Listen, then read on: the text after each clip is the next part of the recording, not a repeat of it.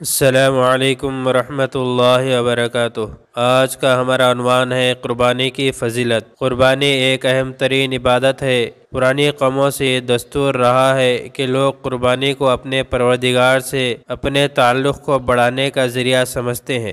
حضرت ابراہیم علیہ السلام کو آزمائش کے طور پر حضرت اسماعیل علیہ السلام کی قربانی کا حکم دیا گیا تھا۔ جب حضرت ابراہیم علیہ السلام اس کڑی آزمائش میں پورے اترے تو اللہ تعالیٰ نے خوش ہو کر حضرت اسماعیل علیہ السلام کی جگہ ایک جنتی مینڈے کی قربانی کرائی، اور اللہ تعالیٰ کو حضرت ابراہیم علیہ السلام کا یہ عمل اتنا پسند آیا کہ قیامت تک آنے والے مسلمانوں پر عید الاضحیٰ میں قربانی کو واجب قرار دیا۔ ایک حدیث میں ہے کہ صحابہ کرام رضی اللہ علیہم اجمعین نے حضور صلی اللہ علیہ وسلم سے پوچھا کہ یا رسول اللہ صلی اللہ علیہ وسلم، یہ قربانی کیا ہے؟ یعنی قربانی کی حقیقت اور اس کی تاریخ کیا ہے؟ آپ صلی اللہ علیہ وسلم نے فرمایا کہ یہ تمہارے باپ حضرت ابراہیم علیہ السلام کی سنت ہے۔ صحابہ نے کہا یا رسول اللہ، تو پھر ہمارے لیے اس میں کیا اجر و ثواب ہے؟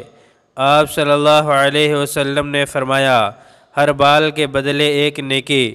انہوں نے عرض کیا یا رسول اللہ، اون کا کیا حکم ہے؟ ان کا مقصد یہ تھا کہ بھیڑ، مینڈا اور اونٹ جیسے جانوروں کی کھال پر بیل یا بکری کی طرح بال نہیں ہوتے بلکہ اون ہوتا ہے، اور ظاہر ہے کہ ایک ایک جانور کی کھال پر لاکھوں کروڑوں بال ہوتے ہیں، تو کیا ان اون والے جانور کی قربانی کا ثواب بھی ہر بال کے بدلے میں ایک نیکی کے حساب سے ثواب ملے گا؟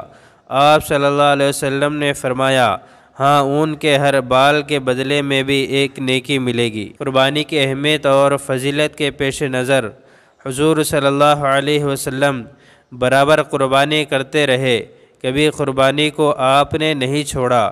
حضرت عبداللہ بن عمر رضی اللہ تعالیٰ عنہ کا بیان ہے کہ رسول اللہ صلی اللہ علیہ وسلم نے مدینہ منورہ میں 10 سال قیام فرمایا اور برابر قربانی کرتے رہے۔ جب آپ صلی اللہ علیہ وسلم اس دنیا سے رخصت ہوئے تو حضرت علی رضی اللہ تعالیٰ عنہ کو اپنی طرف سے قربانی کرنے کی وصیت فرما گئے۔ چنانچہ حضرت علی رضی اللہ تعالیٰ عنہ برابر آپ کی طرف سے قربانی کرتے رہے۔ حضرت حنش کہتے ہیں کہ میں نے حضرت علی کو دیکھا کہ وہ 2 مینڈے کی قربانی کرتے ہیں۔ میں نے پوچھا کہ یہ کیا ہے؟ یعنی آپ کی طرف سے ایک مینڈے کی قربانی کافی تھی، آپ 2 مینڈے کی قربانی کیوں کرتے ہیں؟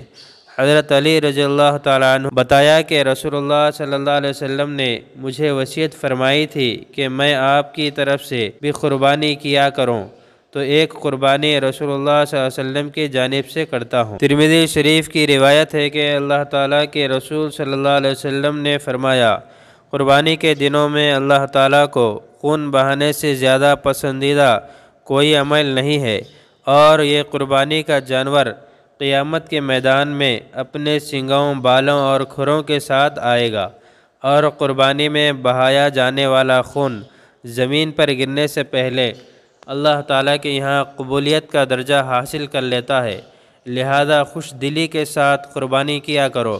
جب قربانی کے دنوں میں اللہ تعالیٰ کے نزدیک قربانی سے زیادہ کوئی اور محبوب عمل نہیں ہے، تو ہمیں بھی قربانی کے دنوں میں خوش دلی کے ساتھ قربانی کرنی چاہیے۔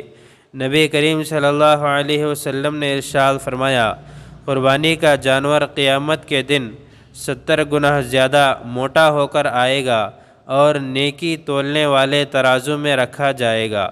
لہذا خوش دلی کے ساتھ قربانی کیا کیجیے، اللہ سے اپنے تعلق کو بڑھائیں اور اللہ کے قرب اور نزدیکی کو حاصل کرنے کی کوشش کیجیے۔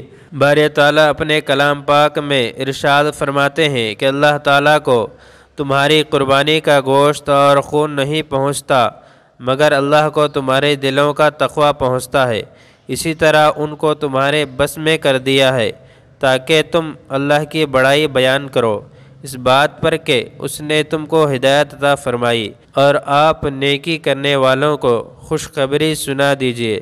تو لہذا قربانی کرنے کا مقصد محض اللہ تعالیٰ کو راضی کرنا اور اس کو خوش کرنا ہو۔